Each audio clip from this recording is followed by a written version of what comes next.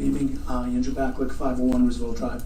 I'm the Chief of Staff for the city, and I really wasn't going to speak tonight because we've been so involved in the previous processes, but I feel like there's a lot of angst in the room, there's a lot of misinformation, there's a lot of feelings tonight, and I think it's a good opportunity to maybe have a kind of a macro conversation about this so that people really truly understand what this process has been like. And I'll echo what everybody else said in that don't envy the position that this board is in and the position that they've been put in by essentially, there's been recommendations made in that audit, in the independent audit, for 10, 15 years from what the auditor says, and I wish he was here this evening so we could echo that again. And to former Mayor Dugato's point, we don't have the money to institute a lot of those things, but we're at the point now where we don't have a choice, so we need to find the money to do those things because we need to do better for the taxpayers with the way that things are accounted for and the way that things are booked. And it's tough because you have paid staff and elected officials such as yourselves working together when we can get together once, twice a month to try to translate things. We've got numbers coming from the Board of Ed that need to be reconciled here in the city.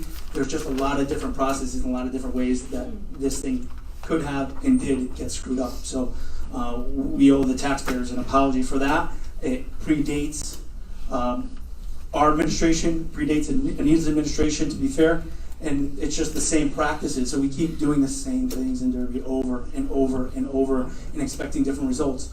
So all I can say is what we work on a daily basis is trying to grow the grand list, trying to bring in economic development. We have some great strategies going, and I think for the first time in a lot of years, we're not politicizing that. You're not hearing what we're doing every 5 seconds, because until we can promise something that we know we're going to be able to deliver, that's not happening.